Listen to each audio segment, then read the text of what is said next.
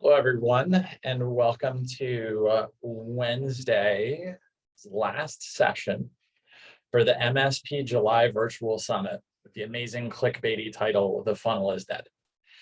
All of the sessions that we're talking about over these 3 days are focused on helping you transform your revenue organization from being function out and bringing it customer in.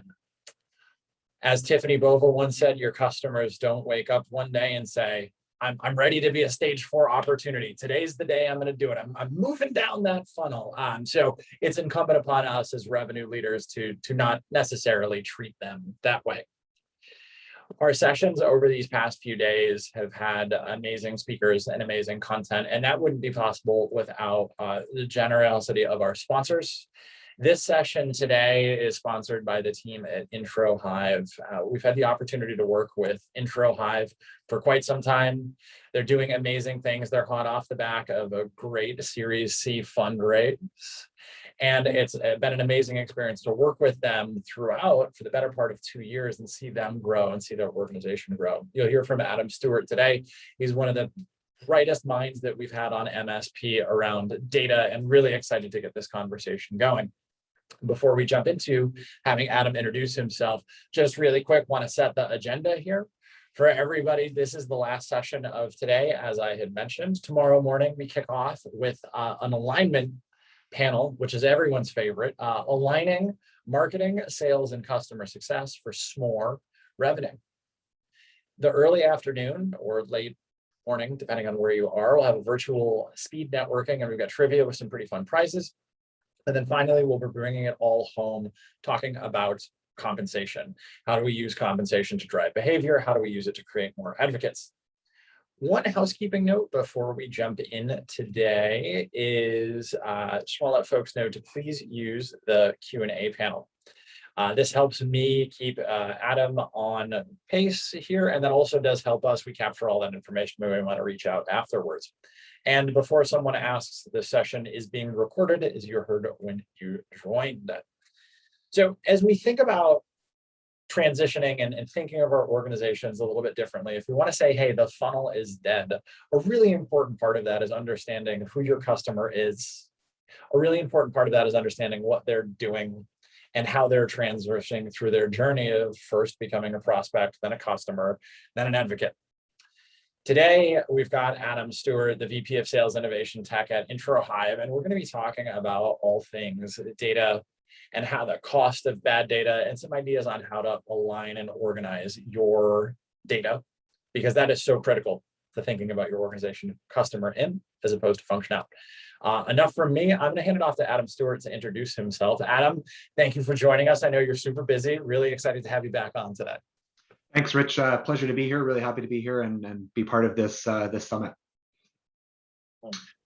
Good afternoon, folks. My name is Adam Stewart. As Rich said, I am the head of sales innovation technology here at Introhive. For us, what that means is that I'm generally responsible for revenue operations, enablement, and our sales engineering team. So an intersection, kind of cross-section there of responsibilities. But what it really means is that clean, accurate, and up-to-date information or data that's actionable is really essential for these three areas of the business. And that's what I'm here to talk to you today a little bit about. From a company perspective, Introhive is an AI-powered revenue acceleration platform that focuses on 3 things: relationships, revenue, and retention. We've recently completed our Series C round funding of over $100 million. I've been named to Deloitte's Fast 50, fastest growing organizations, and have been highlighted by Great Places to Work as one of the best workplaces for women. So we're really proud about that. We help our customers ranging from Silicon Valley technology companies to some of the largest professional services organizations in the world solve data challenges related to what we call the 3 R's, and that's what I mentioned earlier: really relationships, retention, and revenue. So those 3 things are kind of what we focus on. The relationships piece is understanding, who knows who and how well, how you can build that network, nurture those relationships, and leverage them to more revenue and keep customers happy and satisfied throughout their journey with you. The revenue side of things is being able to surface opportunities for cross-selling and upselling, ultimately win more deals. And then deliver a fantastic customer experience that exceeds expectations. So you ultimately are retaining them. I know a lot of us are in the annual recurring revenue business, so those obviously are pretty important things for us as we go forward. And certainly it's exciting to have such an expert on who's seen this from a lot of different angles and is at an organization that's solving it for pretty challenging, solving it in a very interesting way. Yeah, absolutely. And when I kind of think of this as maybe from a first principles perspective of data, I think there's three things that we really try and do here. One is to make it easy, right? So the data that you need to run your business, you've got to really either get that information or present that information in a place where people are used to working. So work where users are working, whether that be mobile devices, Slack, prospecting or engagement tools. Pretty important there that you're not putting excess burden on people. Also minimizing the amount of items that you're actually asking for them. So, we've heard those horror stories of you asking for upwards of 50 required fields on an opportunity record, for example. Obviously that's going to lead to poor engagement from your team, probably poor adoption of your sales tool, and get your sales ops or your revenue ops leader pulling their hair out.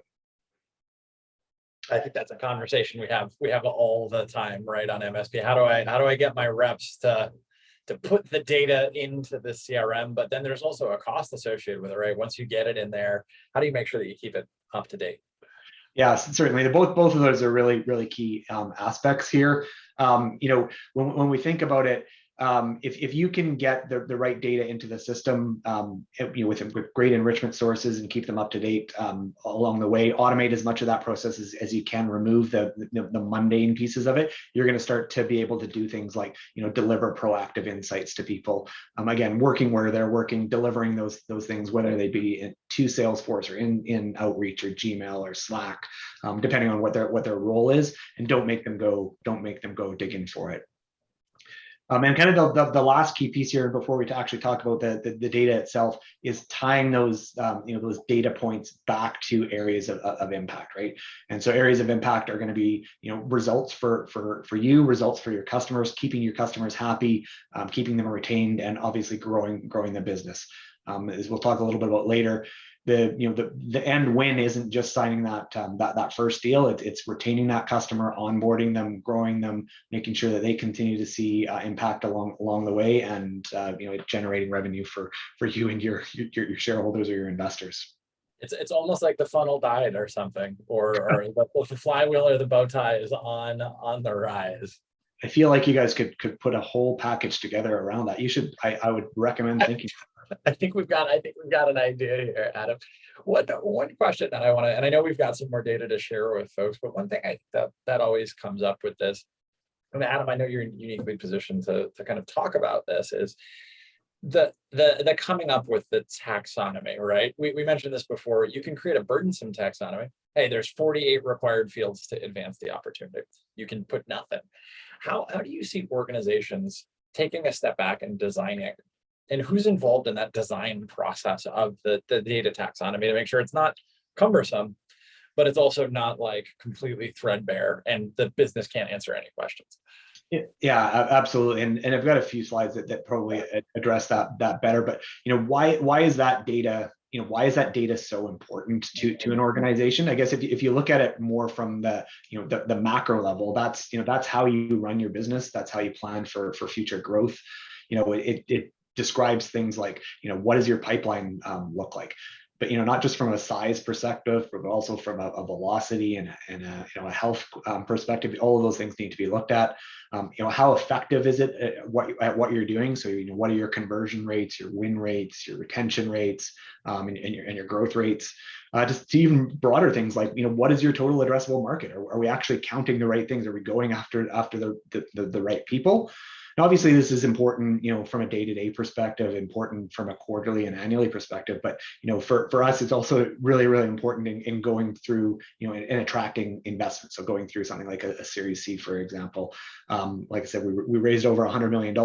It's not like those investors just say, "Here you go. Looks like everything's running fine. Go for it." There's an incredible due diligence process there that takes place. They want to know, what you're working on, what's happened so far, how are things converting, what things are working, what's not, and ultimately how scalable and repeatable it is. And all of that is based on, having really, really good quality data within the system. If you extend that kind of into the micro level, are you targeting the right people? Who are you reaching out to? Who's using your product? That from a product usage perspective, who isn't, who's happy, who's not, those sorts of things. Even to the point of, you're getting a list from a trade show, for example. It's old. Is it actually something that you can use to reach out? Like, let's say you bring in an SDR team to kind of reach out to that list. Are they going to actually be able to make contact with those people, or have you now just kind of wasted that investment, pre-COVID in going to that trade show and investing in that list? Great. I think, and another interesting aspect of this is really the cost of having that poor data within the system, right? So there's the fact that you have poor data that's not actionable, or you have people spending a bunch of time on putting that information into the system. So we've done a number of research projects, as well as commissioned others and pulled research from the market, and we're seeing users or people are spending anywhere from 5 to 10 to 15 hours a week doing things like data entry, doing things like research, doing things like follow-up. All of these things that can be really are taking them away from revenue generating tasks on retaining customers. And there's a value to that, obviously, right? When you start looking at this from a cost per hour perspective, an opportunity perspective. There's an adage that's out there that says that if you've got, it takes you a dollar, basically, if we look at this from a contact record perspective, a dollar to source and obtain a contact record. But if you need to kind of maintain that and cleanse it going forward, that's going to be more in the neighborhood of $10. But the biggest part of this is actually going to be, if we look at this more from a what happens if you do nothing perspective, right? So if you do nothing, this is probably $100, if not $1,000, when you look at it from a liability perspective or from a missed opportunity perspective. If you have that bad data and nothing happens as a result of it, or something bad happens as a result of it, you're going to be put in kind of a world of hurt from a finance perspective there.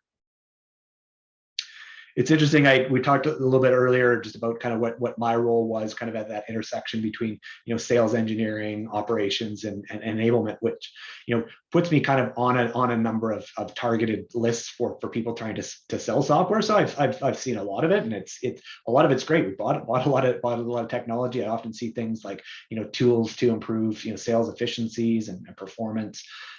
Tools that promise an increase in win rates and revenue and whatnot, and systems to kind of like streamline operations or make the sales engineering team more and more successful. But what I don't typically see is pitches or sales efforts that are really aimed more at development of applications, and there's a good reason. It's I don't sit on that side of the organization, but that all changed about 6 months ago, and I received this really kind of well-crafted email. It was from an outbound SDR. I'm not going to blame it or naming or shaming the SDR. It included great setup. It had empathy. It had a good value prop in there. It was kind of tied to an emotional response from me. It was talking about some compelling proof points and a really good call to action at the bottom of it. The problem was it was for a DevOps or a continuous delivery or continuous improvement type of platform. It's like, wow, that's interesting. And furthermore, it actually went on to say, when I read the email, said being a VP of engineering at company X, and company X incidentally was not my company that I was working for. but the company X needs you to be business savvy, executive, and the tech guru. So that part kind of resonated because I'm in sales engineering, but it was clearly talking about a value prop here for a continuous delivery tool.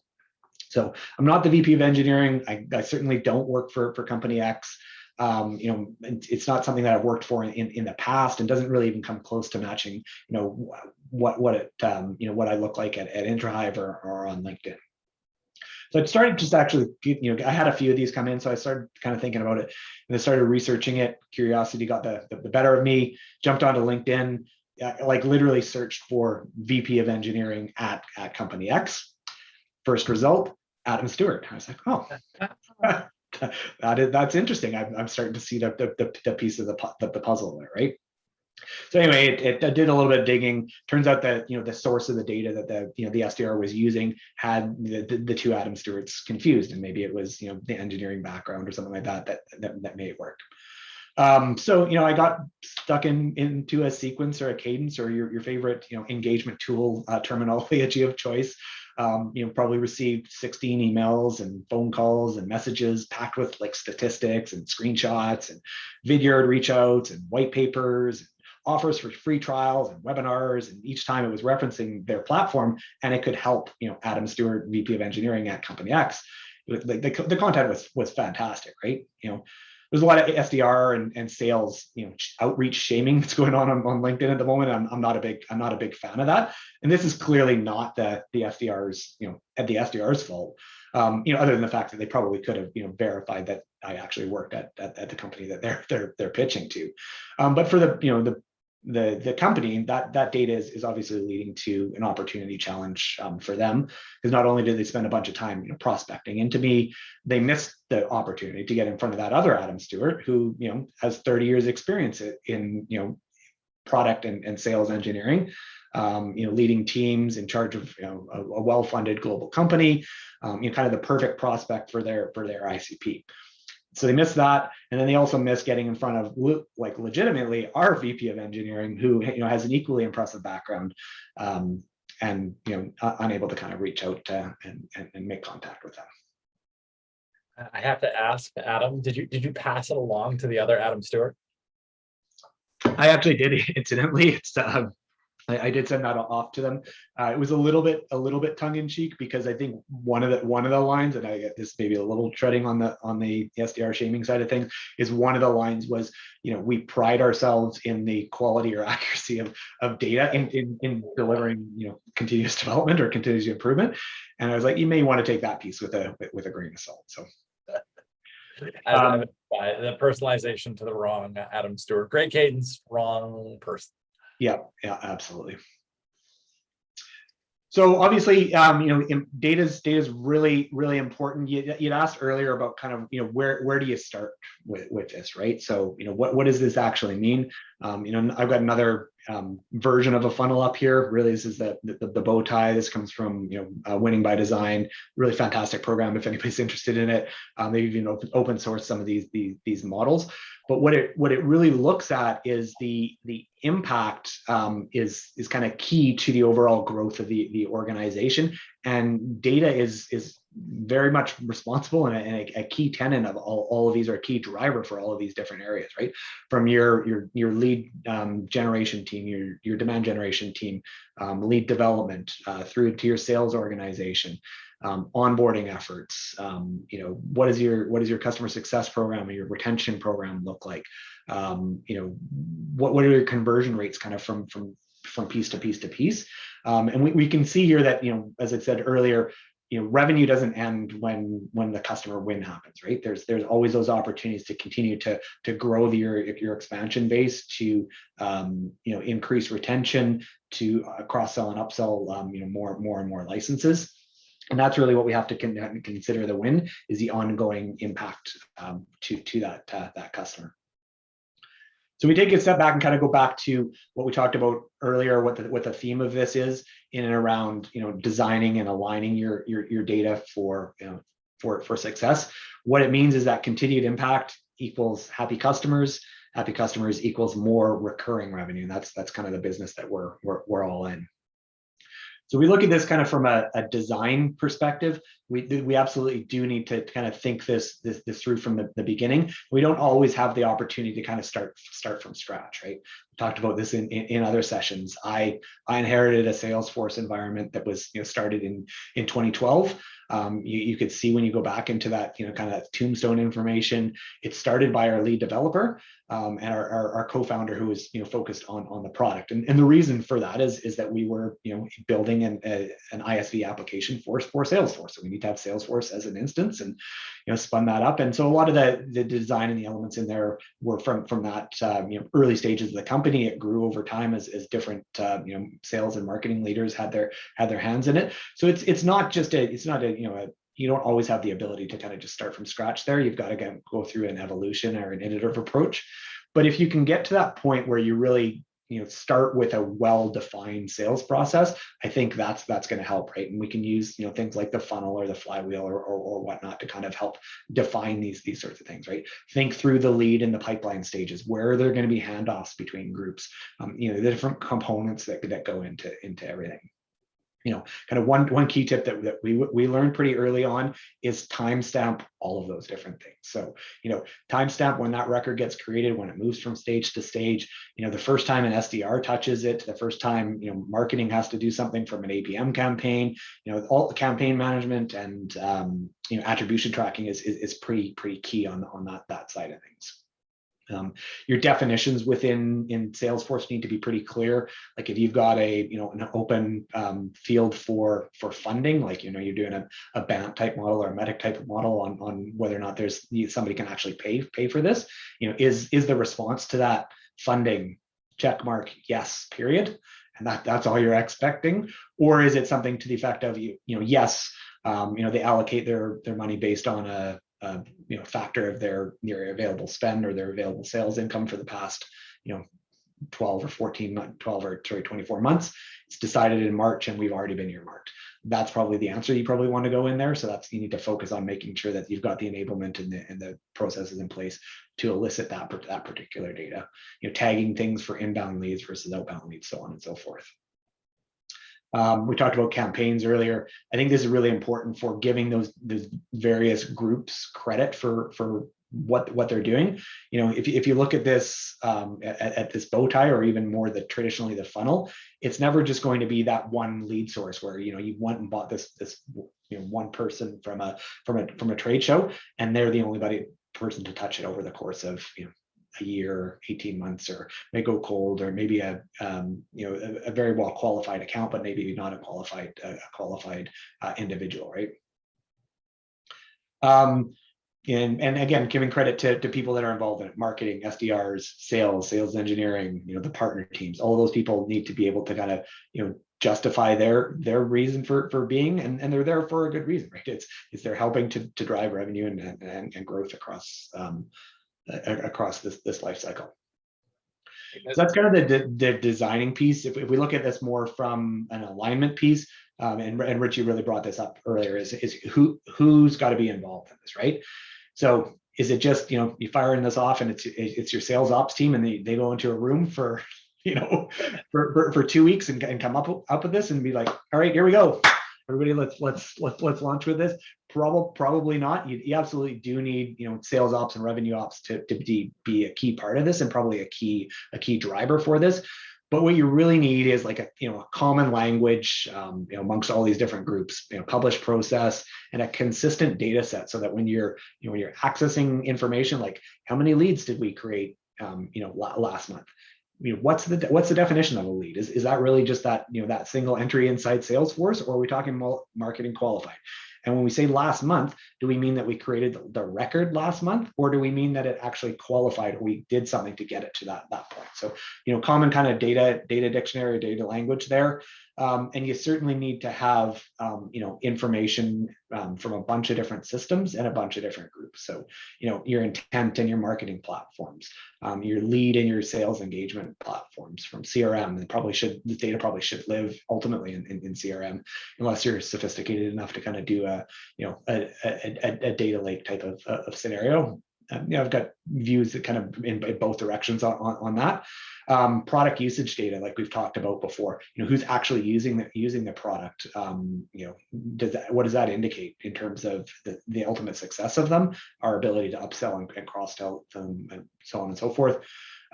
Relationship intelligence, like how strong is our relationship with this customer? Who actually knows them? Who do we know there? Are we multi-threaded on our deals? Or when it comes time to renew that particular customer, is it our customer success person who may be an account manager type person? They might be somebody that's there just squashing bugs. It might be somebody there sitting in the background with duct tape and keeping things together, and their conversations day to day are more project level. But that person may not necessarily be the person signing the check for the renewal or making that decision. So making sure that we've got those kind of relationships across the board. Things like net promoter score, engagement with marketing information. So pulling all that together, involving your sales development, your lead development, marketing teams, sales ops, account management, all that stuff kind of across the board are pretty important. And then I think the last thing here really is just around the freshness of that data, the cleanliness, the accuracy, and the ability for that data to actually be up to date, right? It's all of this data that you put into your systems is essentially useless if you don't keep it current. So for our customers, that means things like who can they send holiday cards to?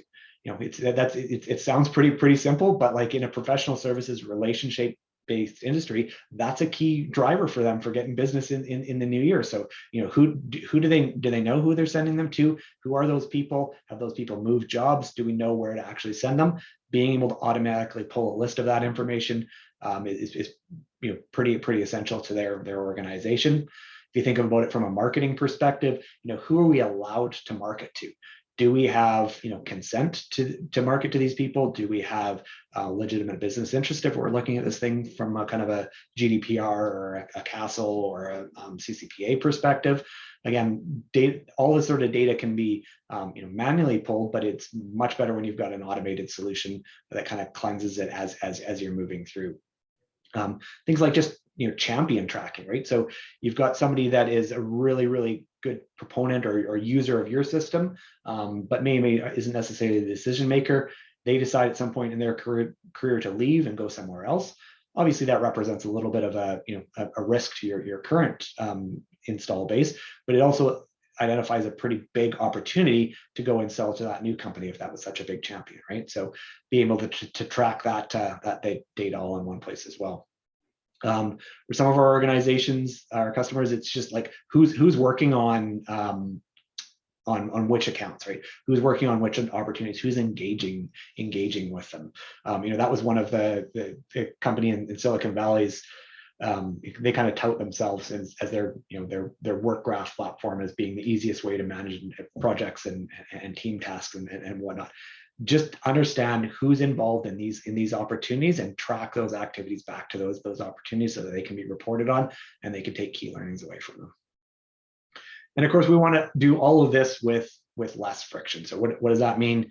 Automate as much as possible, get out of people's way, work where they work. They can just be doing their regular job, doing their reach outs, using their engagement tools, picking up the phone, chatting with people on Teams or Slack, engaging with them on LinkedIn. Get out of the way. Don't ask them to double enter any of that information. If you can go and glean that data from somewhere else programmatically and ensure that it's clean, accurate, and up to date, and push that into the system, you're going to end up in a good spot from a revenue, relationships, and retention perspective. And that's where I'm at. Adam, take a breath. That was some serious knowledge dropped right there. Wow. I've got a bunch of questions. I know our audience probably has a bunch of questions. I'm gonna let everybody process that for a sec. One that I want to throw back your way is around product data and product usage data and kind of getting that into the CRM. Should it live in a CRM? There's a whole generation of tools that are yet to be made that maybe solve a problem here. What are you seeing the smart organizations do with product usage data? Is the CRM a place where it goes so that CS and others can activate on it, or is there like another system for that? Yeah, I think it's a bit of a hybrid. So I think you need to be able to, at the very least, get those insights and those key, either decision criteria or key performance indicators into CRM so they're actionable.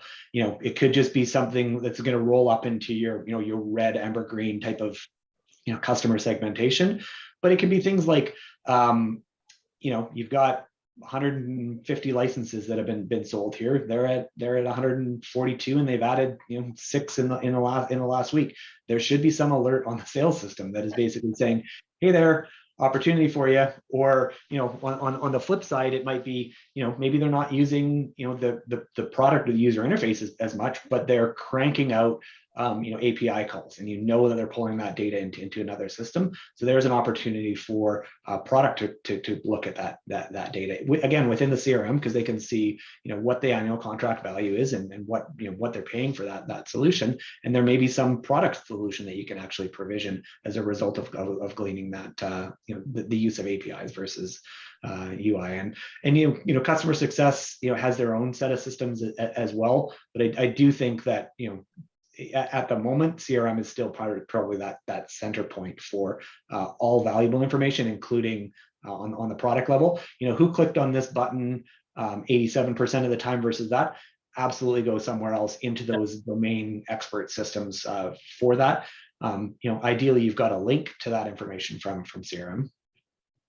Yeah, I think it's a great way to think about it, where like maybe the raw data, right, lives in Pendo or Amplitude or whatever, but then the insight of, okay, Adam's account has utilized this many licenses, or it seems like they're using the bejesus out of this feature, and we're marking them as a power user. That comes back into the revenue systems, and kind of pulling that through a little bit more. Are you seeing that data, that product data, like making it all the way back up to the top, right? So if we look at this bow tie, bringing it all the way back up to the awareness stage, where marketing teams are starting to adjust maybe the spend that they have based on, this vertical having this type of usage in a platform. Are you seeing real sophisticated folks do things like that? Yeah, absolutely. Right. There's a whole bunch of different ways that you can segment your audience or your market, by size, by geography, by industry, per persona based, and all of those different things are going to impact the usage of the data, or the usage of the platform. And marketing can absolutely make decisions to say, hey, again, we're seeing this particular use case really taking off in commercial real estate firms, right? So now we start putting together things like case studies and messaging and LinkedIn targeted ads that are going to say, in commercial real estate, 75% of organizations are achieving this value by doing X with the product, which may not necessarily be as important for somebody in private equity, for example.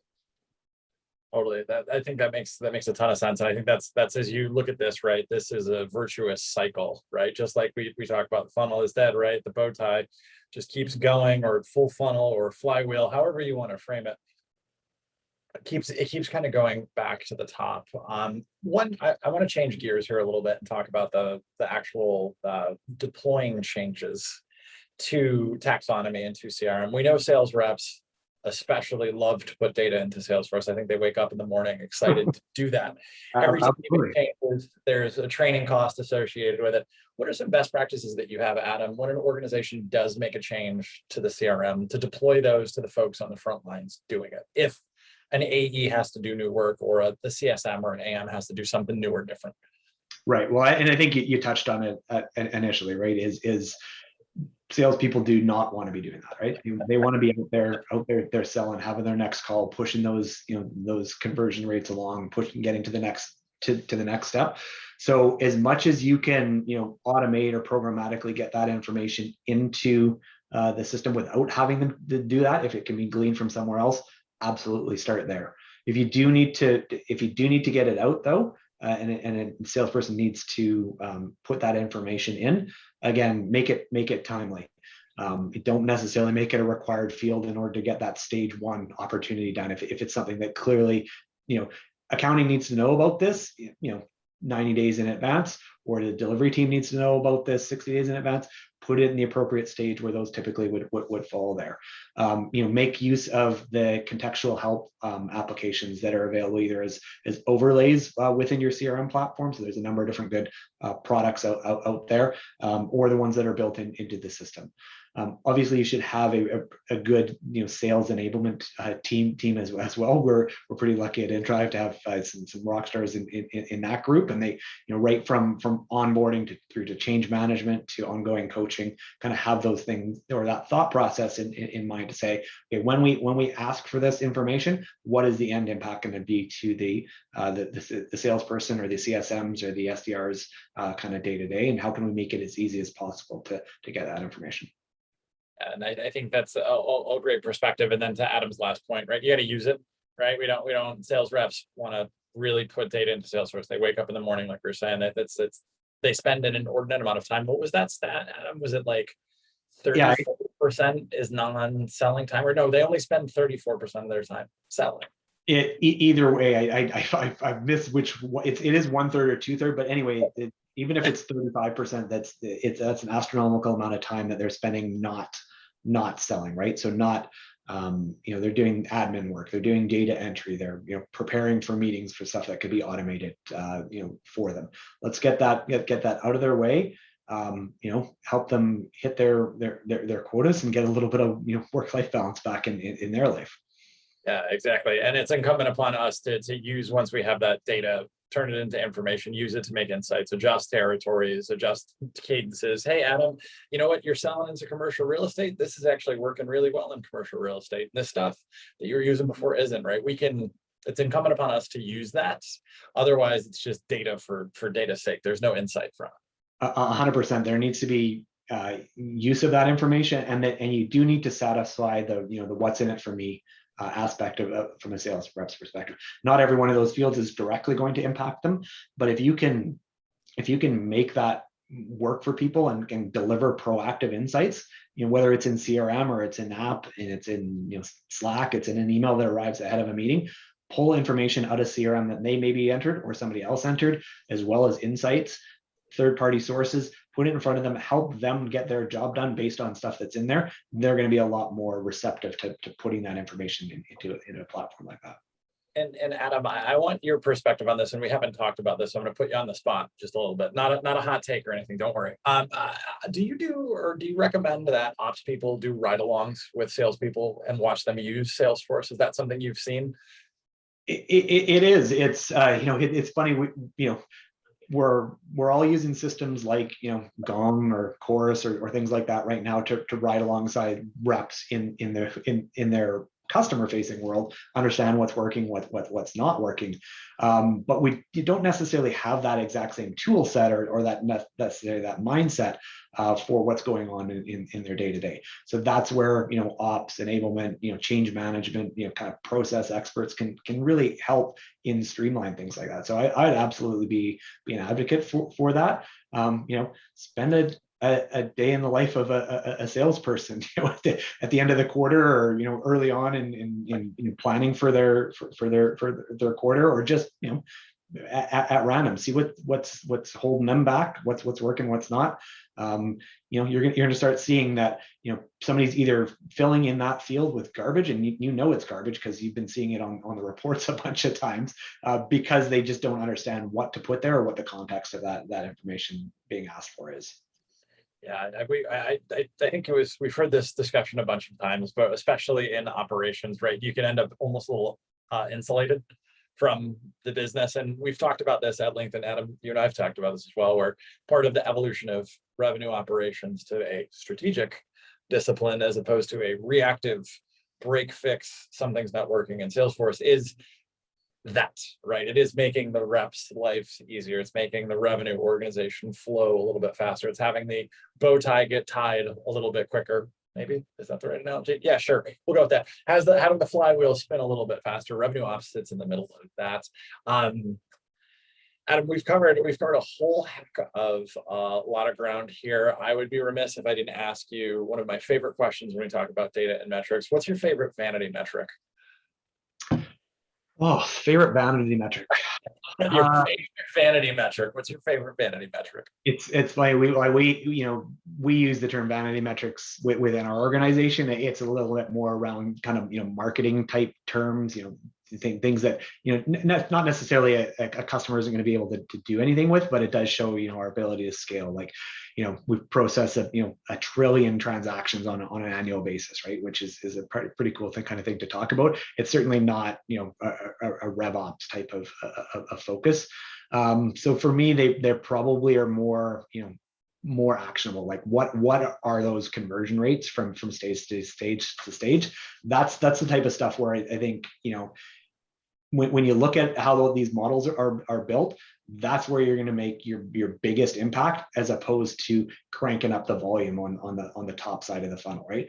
Putting a bunch of crap through there that's not going to convert and doubling it doesn't help quite as much as saying, how can we make the SDR to AE handoff better? How can we make the implementation piece better? How can we start getting more and more seats or more services in the hands of customers and generating more and more impact? So I think that's ultimately what I focus on. Recognizing you probably were looking for something a little bit more vanity focused. I love it. I think it's a sage response to it's a kind of a silly question, but it is that those conversion metrics, back to Adam's point, right? You put a bunch of nonsense in the top and you have a 3% conversion rate, right? Opportunity creation to win rate. You could just put more nonsense in the top, or you could improve each one of those steps in the process. Folks, we're almost at time here. So before we go, again, I want to thank Adam and the team at Introhive for joining us here today. It's been a pleasure working with the team at Introhive so far. We've got a bunch more coming up with them in the future.